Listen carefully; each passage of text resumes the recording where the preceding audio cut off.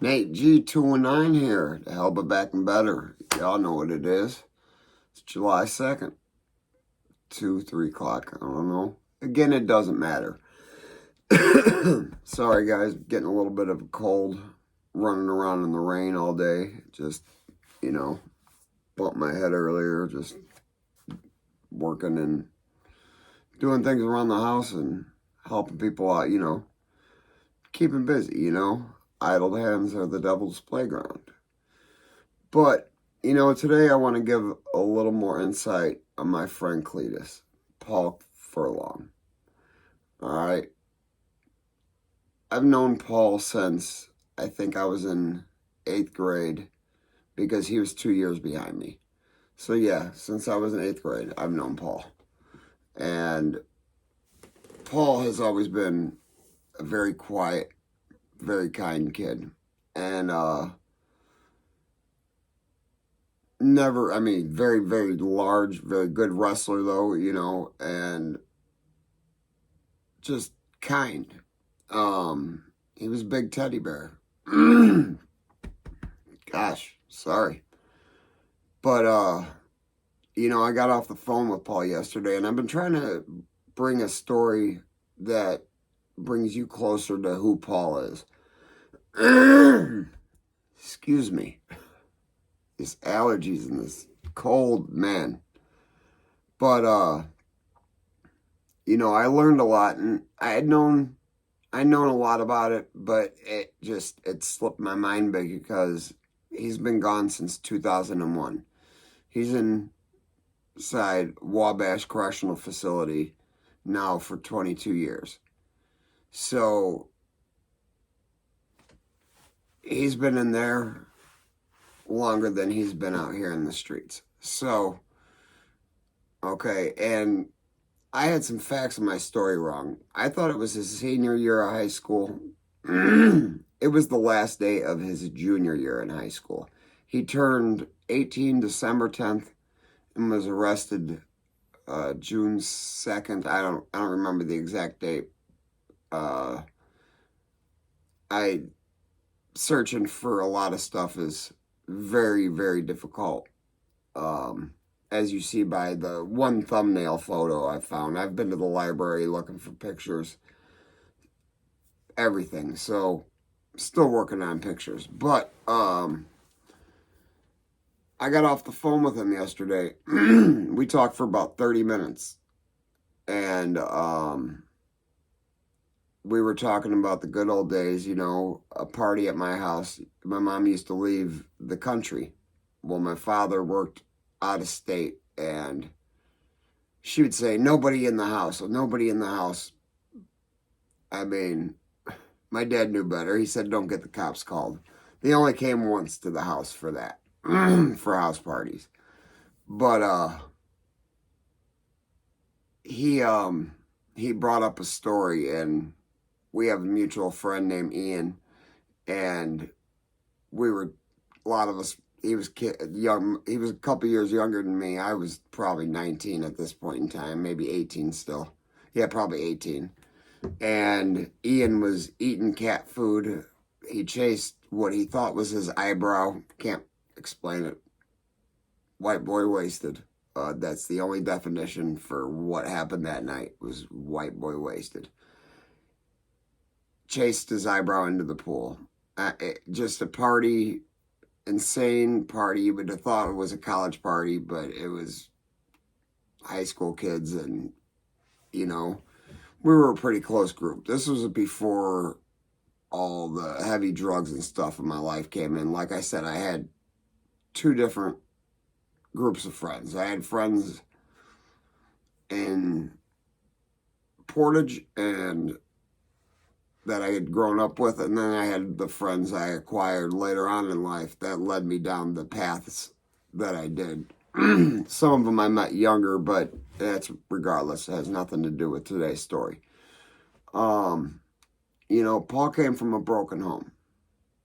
Paul's mother was suffering from cancer, and he was as a child abused. I'd never known that he was beaten by his father. His biological father abused him. So his mom got him and his family the heck out of Dodge and moved to Gary, Indiana. At that point in time, was the murder capital of the United States. Around those times, those were some bad years. 90s, 80s, just especially, it was bad era. Well, Paul's mother did remarry, and to a man that didn't necessarily, I don't know how to put it. He didn't love Paul as he loved his own children.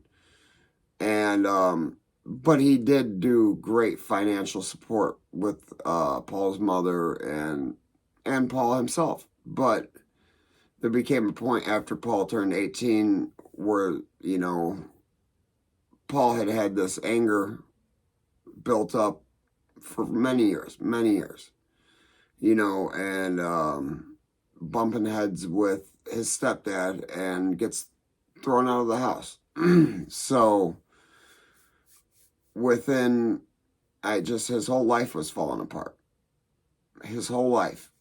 And, you know, he thought it had gotten better. But by coming up north, you know, or moving away from his biological father, which it did at times. And he didn't have a horrible childhood. I mean, great athlete. He, just great, amazing, kind. And when my mother was able to judge somebody and love them, no matter what, I knew that I was pretty safe because, man, my mom loved Paul. We both messed up both our moms. I loved his mom. He loved my mom. We loved each other's moms for sure. And I'm sure that they're in heaven together right now, watching us, smiling, trying to do something together. Even though he's behind there, he's still here. They are still here. And I owe this to him. I mean, I owe this story to get out. All right, so Paul gets kicked out of his house, and within a couple months, you know, he turned 18 December. A couple months later, get kicked out of his house. I want to say May is what he told me. End of May, beginning of April. Within a month, he was arrested for murder. So he had one person to turn to. It wasn't me because I was already spending my first bit in the county jail. So I'd gotten word that he'd gotten arrested for something that had to do with the prostitution ring, and it's not what it was. The news came on that night, and it saddens me. Still, I remember feeling it right here. I feel it right now. Trying to hold that one back. But I was trying to hold it back yesterday too, but I almost shed a tear. It's hard not to sometimes to know the pain a man's going through. And you can't do anything but help others know his pain. So the one person he had to turn to, Thomas Forbes, TJ, and Robert Nolan, that's who he is living with, and his buddy, we're gonna call his buddy, I don't know if he wants his name released, J-Rock. It's not what he went by.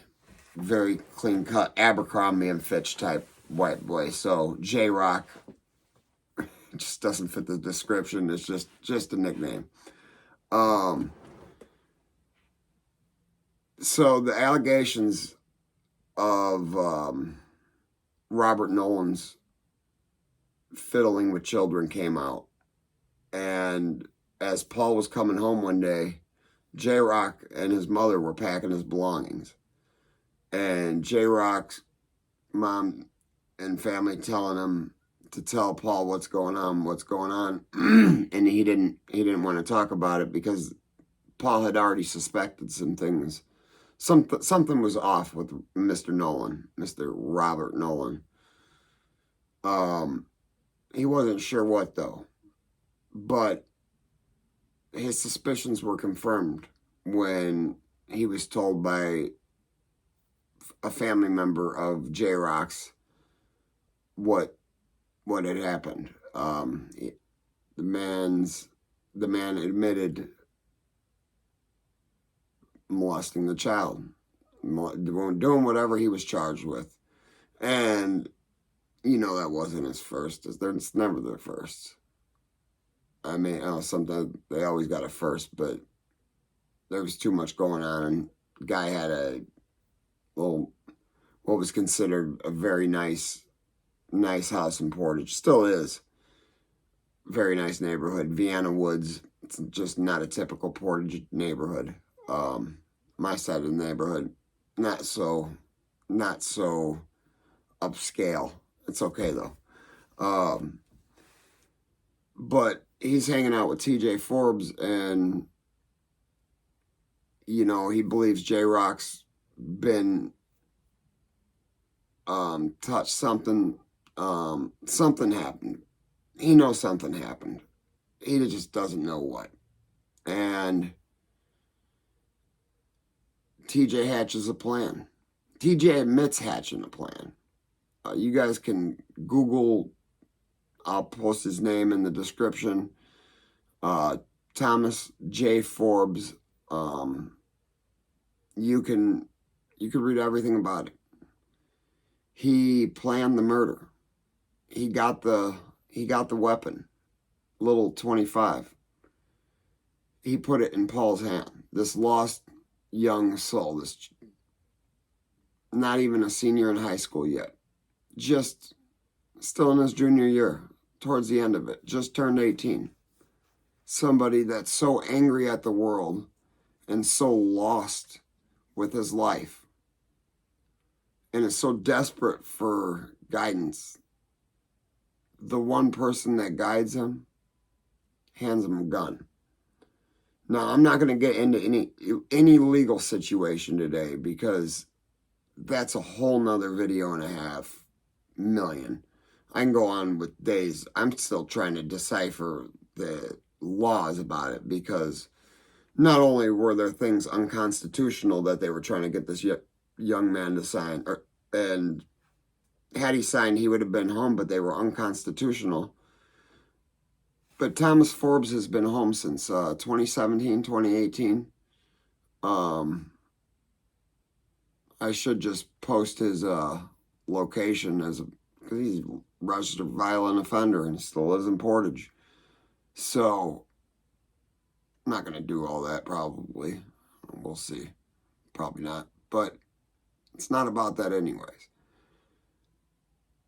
TJ being older, knowing how to manipulate a young man that's lost like that. And I'm not saying TJ hadn't been that lost young boy. The same exact thing could have happened to him. But he knew better than to pull that trigger himself. He knew better than to let people find out and go to the cops to try to minimize his role in the case, in the situation. But the fact is, he handed Paul a gun. Paul went in there and killed him. And TJ, with his own money, purchased concrete. They built the wall, drywalled him in, and buried him under his own stairwell. So That's not Paul. Paul was the nicest teddy bear, but he was so angry at the world and his situation, and just he felt alone. He felt just it's sad. It's very sad. The things he had told me yesterday, I'd never known as a child he had been abused. I knew they didn't have the greatest or he didn't have the greatest biological father, but I didn't know to what extent, he didn't, exactly, we didn't talk about that stuff. We suppressed that stuff, and you can only suppress so much before you snap, or somebody supplies you with the reason and helps you do it. Plan gives you this wonderful plan, at least you think it is. It sounds good. Anyways, Florida would have given him an award. Probably, anyways.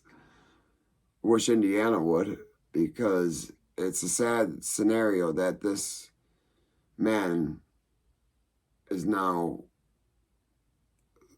still in prison, now 22 years. I've read you just a portion of his resume, his certificates, Department of Labor. And he knows more about an Apple computer than most people that buy an Apple computer would ever know. He can design IT stuff. He's learned all that by making the right choices. He hasn't had a conduct report in well over a decade. I mean, how do we get this man a petition going? I'm going to work on that. I'm going to start getting a petition signed so I can start turning things into the court to get his sentence modified, and also to get him shipped out of the prison he's in now, because I'm glad he's a strong-minded individual, I'm glad he became a strong-minded individual, because where he's at right now would break most people. It messed my head up a lot, and I wasn't in the same exact place, but he's in the shoe. He's in segregation. I was in IDU. I was just in segregation in a different prison. So, and they got him there because of a family member working there. And the thing is, they've had a transport order going for 90 days now. He's been in segregation for 100, and he went for investigation originally, is what they said.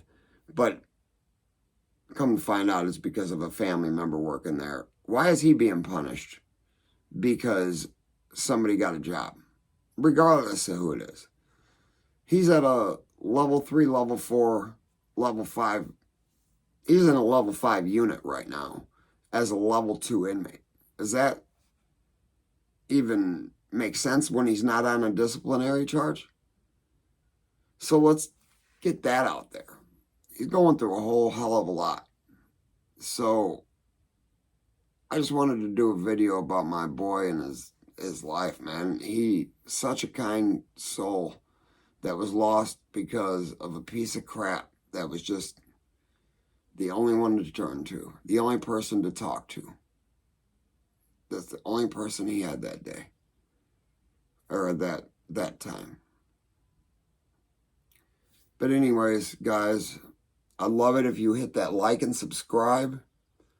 Maybe hit that Cash App, donate. If you want to donate to Cleatus, label it. This is for the Cleatus's cause, whatever. I'll know. And we're going to start a GoFundMe so it can be a more direct, and also a petition. So, anyways, never forget life's choices, and if they ain't hating it, you ain't making it. I'm out.